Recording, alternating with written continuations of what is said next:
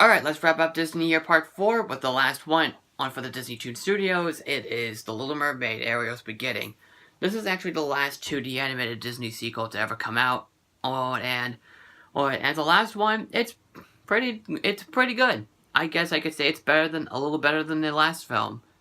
Well, the last film was a decently good film. I liked it fine.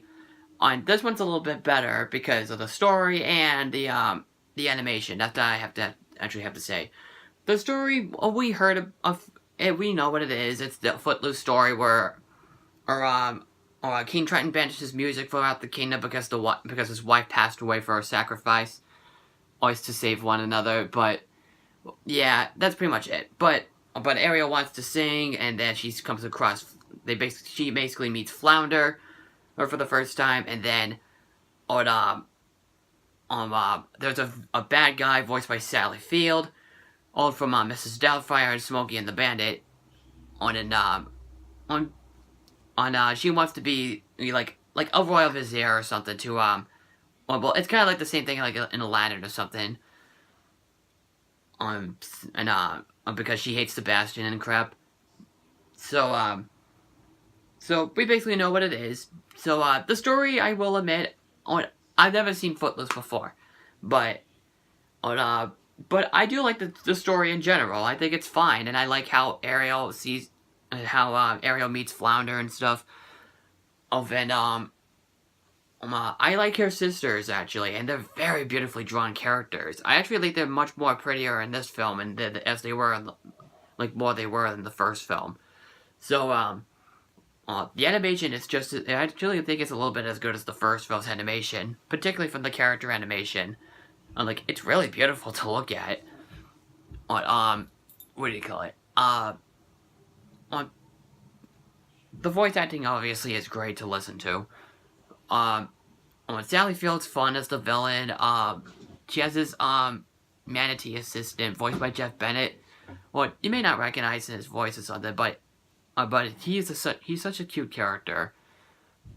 He's kind of like Kronk from Emperor's New Groove. But I didn't say anything of the comedy, but he's sweet and innocent. That's all I got to say. So, I guess that's all the good stuff I gotta say about the film, but there are some problems I have with this one. The biggest issue, it's not particularly the villain. Even though the villain is good, it's just that, how come Marina wasn't like Ursula?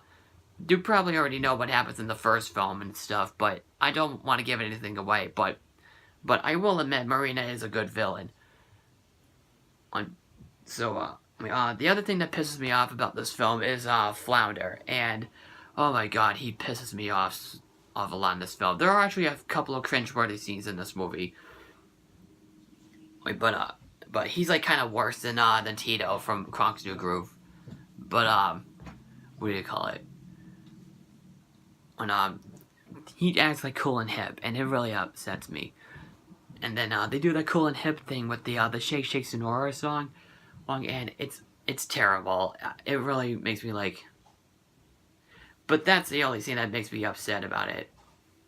But honestly, that's all the problems I have with this one. So, might as well wrap this up. That was Disney Year Part 4. Thank you very much for joining me. I know, I gotta talk about the freaking Tinkerbell movies. To give you a heads up, they're all good movies, but I'm still gonna review them. So I'll be back. I was gonna be back in November, but I've been very busy lately. Cleaning around and stuff, and drawing. But I'll be back in December though. To review the Lucasfilm movies like Star Wars and Indiana Jones, and I'll review some other Disney movies that month as well. So, I do apologize for these videos being late, but busy and stuff. So, if you have seen The Little Mermaid 3, what did you think? Just comment below. Follow me on Twitter, Facebook, and Stardust. Don't forget to click like, and don't forget to subscribe and share the video. And the Bostonian Critic, and I will see you later. Take care.